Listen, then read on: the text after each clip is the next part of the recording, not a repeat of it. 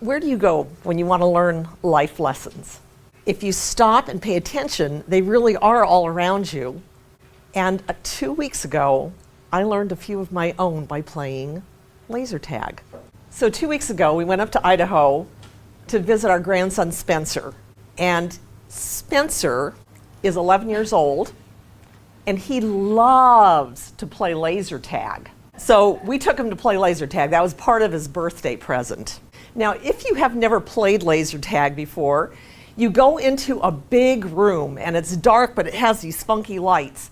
And they put a vest on you that is connected to this long laser gun.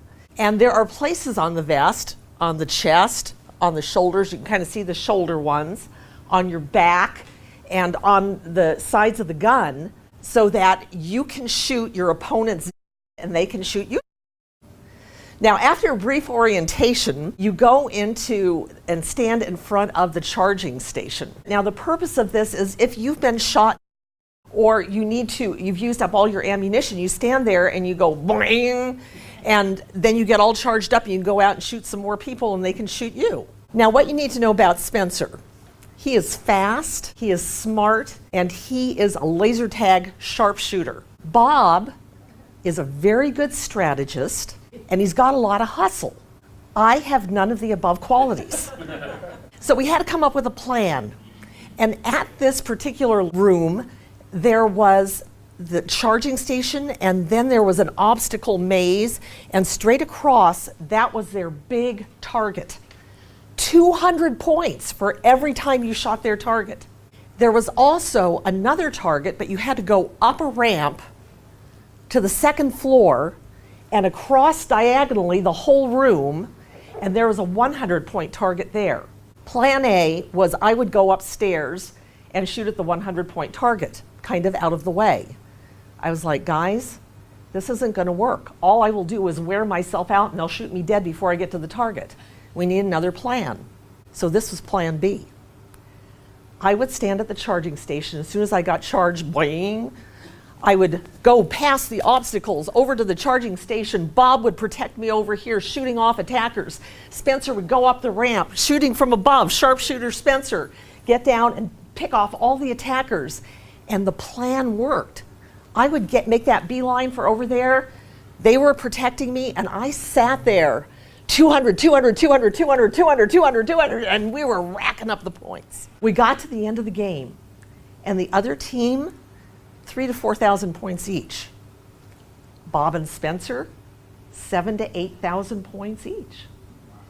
Me, 26,000 points. Whoa! I was the high scorer 3 games. So that's how we did it, and that's how we brought it together. But you know what? I promised you some life lessons. So here's what I found from playing laser tag. Life lesson number 1. We worked far better together as a team than any one of us could have done individually. If you think about your marriage, the same is true. You make a choice. We each have our individual strengths. Are we going to use them to work together?